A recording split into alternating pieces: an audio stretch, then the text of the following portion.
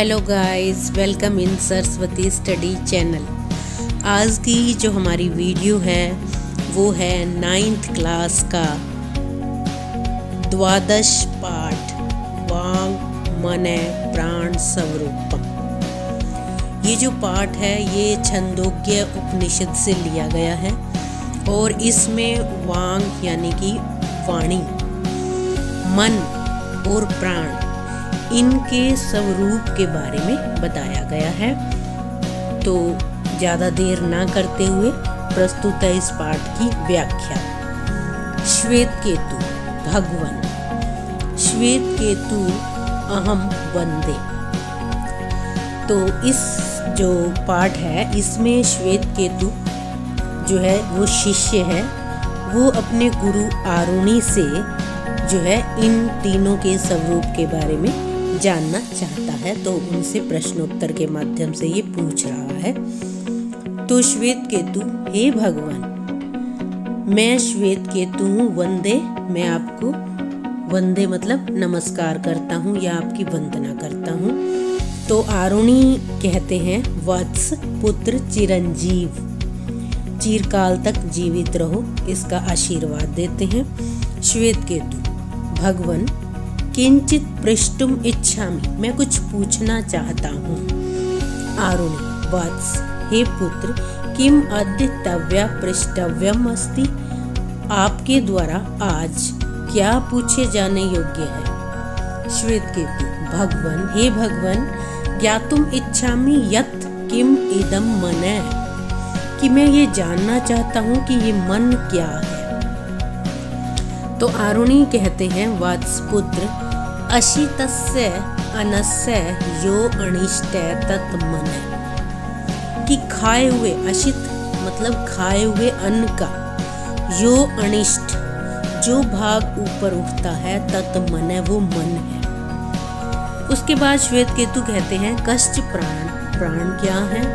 तो आरुणि कहते हैं, पीता नाम अपाम यो अनिष्टै स प्राण है, कि पिए हुए जल का, अप मतलब जल, यो अनिष्ट जो भाग ऊपर उठता है, स प्राण है वो प्राण है।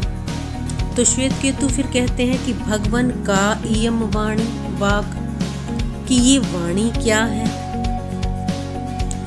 तो आरुणि कहते हैं, वत्स पुत्र, अशितस्य तेजसो यो अनिष्ट स वाक, कि अशित, अशित मतलब खाए हुए के जो तेज होता है, सा वाक है जो ऊपर की तरफ तेज होता है, वो वाणी है। सौम्य, कि हे सरल स्वभाव वाले, मन अन्न में, प्राण जल में, वाक च तेजो में, और जो वाणी है वो तेज में होती है। इति अपि अवधार्यम, इस बात को आप धारण कर ले। श्वेत केतु, भगवन, भूय एव माम विज्ञापयतु, भूय एव मतलब फिर से, माम मुझे बताएं, मतलब उसे समझ नहीं आता, वो फिर से पूछते हैं कि मुझे फिर से बताओ अच्छे से मतलब। तो आरुणि कहते हैं कि हे सौम्य, सावधानम शृणु, कि सावधान होकर सुने। मध्य मानस्य दधन यो अणिमा स ऊर्ध्वम समुदिश्यति तत्सर्पी भवति। मध्यमान मथनी हुई, दधन दही का, यो अणिमा जो भाग, जो तत्व जो है वो अलग होकर ऊर्ध्वम ऊपर की तरफ उठता है, तत्सर्पी भवति वो घी होता है।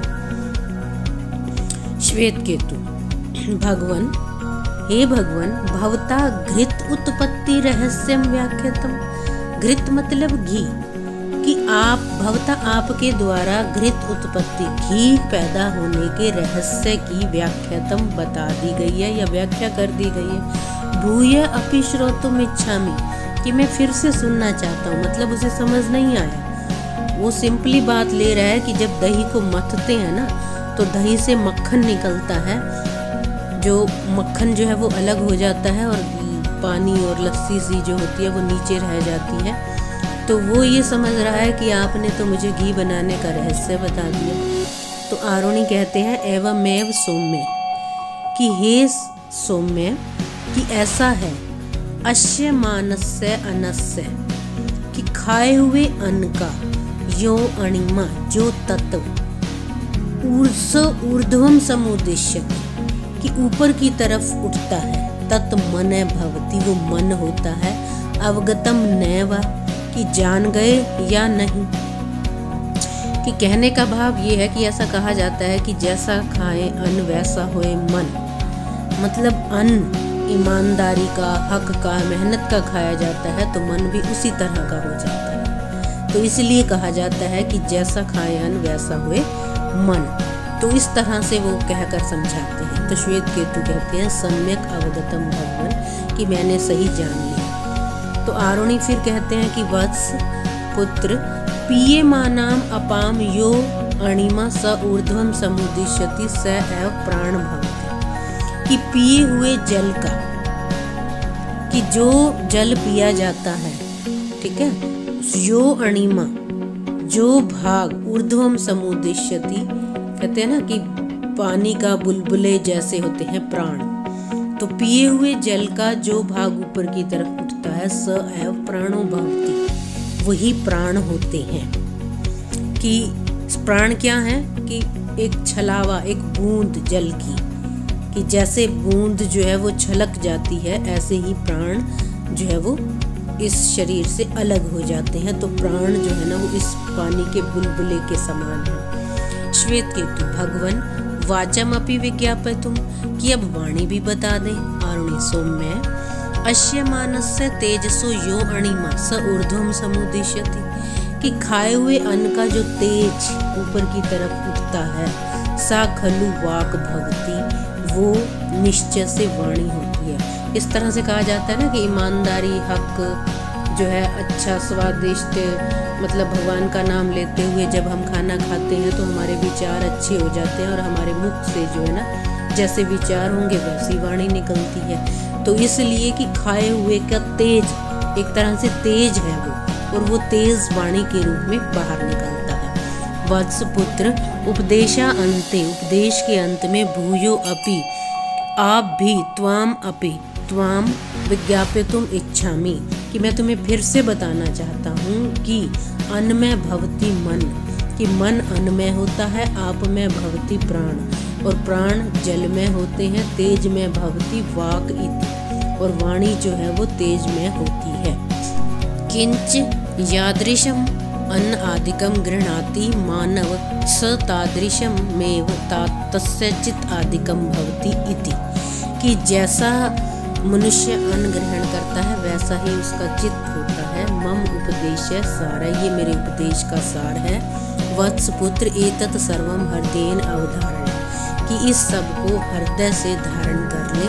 श्वेत केतु यदा आज्ञापयति भगवन की जैसी आपकी आज्ञा भगवन, एष प्रणमामि ये मैं आपको नमस्कार करता हूँ। आरुणि वत्स चिरंजीव रहो तेजस्वी नौ अधीतम अस्ति, नौ मतलब हम दोनों का, अधीतम पढ़ा हुआ सफल हो, आव्यो अधीतम तेजस्वी अस्तु कि हम दोनों का पढ़ा हुआ सफल हो और पढ़ाया हुआ सफल हो। हमारे चैनल को सब्सक्राइब अवश्य करें, वीडियो को लाइक करें।